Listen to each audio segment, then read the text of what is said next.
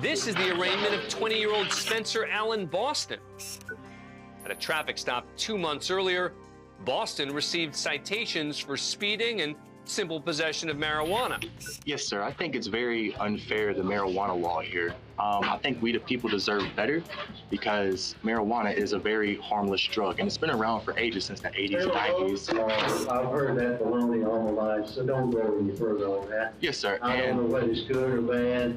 All I know is yes, Tennessee still has it against the law. I swore to uphold the laws, and I have to uphold the laws as a judge. It probably is unfair, but I can't change it. You've got to go see the legislature to get that changed. More if it's trial day. Yeah, we can do that. That'd be fun, and you make another speech. As the judge works with court employees to schedule a trial date, May 7th. Boston decides to take action as he pulls out what appears to be a joint. No one seems to notice until, shockingly, he lights up. And this time it's noticed immediately. Hey, hey, hey! We the people deserve better. Boston may have finally pleaded his case. Hey, hey, hey! We the people deserve better. But he's immediately taken away by the court officer. And Judge Barry gets the final word. Take you to jail. Slapping Boston with a disorderly conduct charge, as well as another charge of possession. The judge also holds him in contempt of court, and Boston is forced to spend 10 days in jail. This is 17-year-old Donta Wright. Wright's in court today to receive his sentence for the shooting death of high school student Jordan Klee. He's pled guilty to armed robbery, conspiracy to commit armed robbery, a felony firearm violation, and second-degree murder. As part of the sentencing, a family member makes a victim impact statement on behalf of the victim's mother, who's too overcome with emotion to speak. I sincerely hope that whatever it was you wanted so badly that you felt the need to murder my son was worth the next at least 52 years of your continued existence. You won't get the luxury of raising your child because you took mine away. Wright's demeanor during this statement is not what you might expect.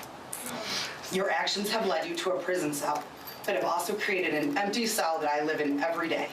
While you can still hope to be released one day, I'll never escape my help. You are still alive, but Jordan has no future. Thank you, Your Honor. We're done. I just want to tell y'all, I'll be home soon. R.I.P. Keon. I love my family. That's all you got to say.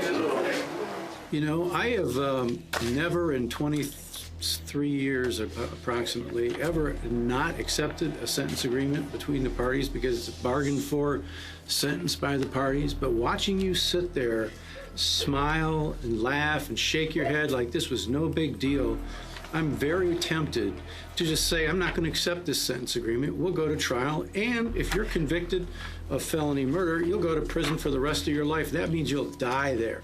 That's what I'm tempted to do. The judge does have the authority to reject the plea deal. Mr. Bella, do you want me to accept this sentence agreement? Your Honor, before I answer the court's question, I would like an opportunity to discuss it with the victim's family. I have had a very lengthy discussion with the victim's mother as well as his grandparents and some family members. They understand that obviously this is the defendant who brutally murdered their son by shooting him in the back of the head. He's shown absolutely no remorse. However, the Klee family does want to move on with this, and they are asking, as well as the people, that you proceed with the sentence. Okay. The judge accepts the sentencing agreement, which puts him behind bars for 25 to 52 years. Communications, Warhurst. Yeah, I want to report a crime that's about to happen. What do you mean a crime that's about to happen? Yeah, there's about to be a crime that's going to happen if my kids don't come back to me, you stupid bitch, because your stupid judges don't want to bring people to courtrooms. I got a gun pointed at your building. Sir, what is going on? Who the you calling sir, you stupid bitch? Where's your judge warrant at? You gonna bring that bitch out in handcuffs and I'm gonna execute that son of a bitch right in the street. I'm letting you know I'm gonna shoot this bitch. You gonna give me my kids? Where are you at, sir? I just told you I'm outside of her building waiting for her to get there in the morning. I'm gonna pop a tapping that bitch, you stupid. Detectives identify the anonymous caller and track him down. Alan McCarty is arrested and charged with making death threats against a judge, whom he mistakenly believes took his children away in a child custody case. Now, a year later, in front of a different judge, his trial begins. All right, raise your right hand. I'm going to swear you in. I'm not under oath. Raise your right hand, please. That's your bad finger. I didn't appreciate that. This is being done unconstitutionally. Y'all took my kids unrightfully. You want to allow my witnesses here? We haven't started the trial yet. It doesn't matter. You still deny it. You want to take my kids from me and act like that? You and that bitch. You and the bitch that took my kids. You want to be in the room or not? Do you want to suck my? I'd prefer not to, sir. Well, you got a mouth for it. Gotta get some more food. I got a lot more cussing to do, and I need to wet my mouth. Do you want to be here when the jury's here? What the do you think? I don't know. I need you to answer. McCarty's eventually found guilty. He returns the following month for sentencing. You're before the court, Mr. McCarty, to show cause why I should not hold you in contempt for behavior that you demonstrated during the jury trial. You threatened the unborn child of the prosecutor. What a bunch of lies, you stupid piece. Then also You threatened my life. in the You back room. suck it. No, I'm not standing. Not resisting. I'm not resisting. I'm just not standing up. I'm not standing. I don't have to stand. McCarty's removed again. This time he's placed in a back room with a one-way mirror. Count one, I'm going to adjudicate him guilty, sentence him to 15 years in Florida State Prison. As to count two, I'm going to adjudicate him guilty, sentence him to 5 years to run consecutive to count one. McCarty's currently serving his sentence in a Florida State prison. Next up is Michael Ray, who's facing 4 charges, including criminal trespassing and second-degree assault. A bond or a bail hearing is usually a quick proceeding if the defendant is cooperative. The prosecutor suggests a bail amount for Ray based on the crime and the defendant's history. Your Honor, the county is requesting $25,000 full cash behind all charges. You think that's funny? I think that's hilarious. We weren't done. Ray might feel $25,000 is too high, but sarcasm won't get him a reduction, and the judge lets him know it. All right, so bond is $50,000. No bail credit, I didn't danger get to a chance. community. Thinks these are funny charges. He's lucky I didn't hold him in contempt. Ray just had his bond doubled. But as he re-enters the hallway, he has something else to say. Hope I see him in the street. Bring him in. I'm come holding him back in here. contempt. Adding charges. Ray's language isn't the only thing to upset the judge. According to court officials, the defendant also gave her the middle finger. 30 days to serve on contempt for flipping me off twice. Judge calls him back, but it looks like he's gone. If we bring him back in, he's just gonna get another 30 days for doing something else. Sure enough, Ray comes back for more. Oh, here he comes. Sir, I'm holding you in contempt for what you did. What you holding me in? And so, You shut man. all right, you can take him back. 100 days to serve. 100 days to serve? Okay. Yep. For what? Because of 2 EPOs and criminal mission case? That's right, the judge just gave him 100 days in jail. He's done. Ray could just walk away without making matters even worse, but he goes a different route. See you outside of the drinking club, I'm gonna smack you. I think we need to. Yeah. Can we bring him back? He's got to be charged. Threatening. Yes. What started out as 4 serious charges has grown into a grand total of 10, all in the span of approximately 3 minutes. We're in the Frank Murphy Hall of Justice in Detroit, Michigan, for the sentencing of 25-year-old Amanda Casal. There's a lot of things that you can do, and your life doesn't have to be over because of a poor choice.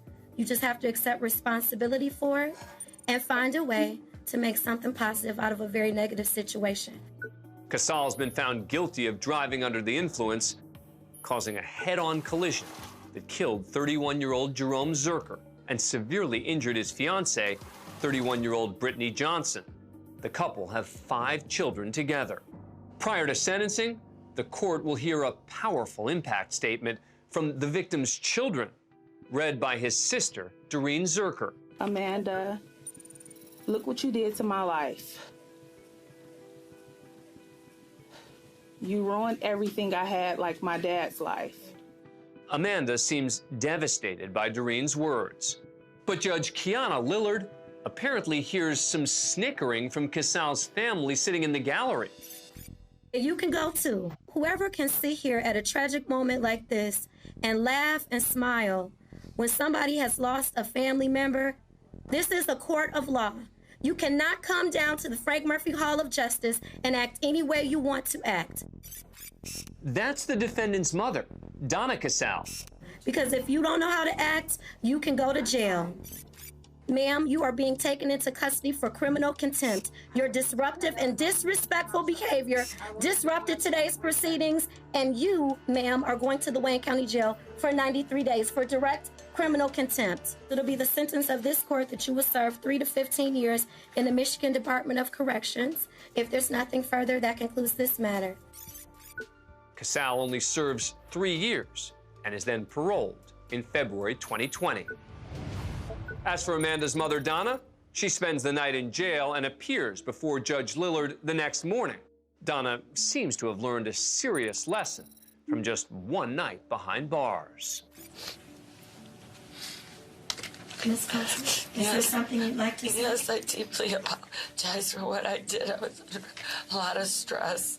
And I deeply apologize for what I did in your court. I just needed to get out. And it's been very hard for me this year, and I know for the other family. And I'm so sorry for what I did. And I know it was wrong, and I apologize. I know people watch a lot of shows on TV where you see different things happening in make-believe courtrooms that give people a skewed sense of reality, but this is real life here, and we just can't have people behaving like that. It can't be tolerated. So I will modify your sentence for direct criminal contempt from 93 days to 1 day with credit for time served, and you should be released today. God bless you. Thank you. And I apologize very solely and for the other family. Donna serves 1 day. Thank you. And is released. You're welcome. Thanks for being a fan of Court Cam. Subscribe to A&E to never miss a new video and catch full episodes on aetv.com.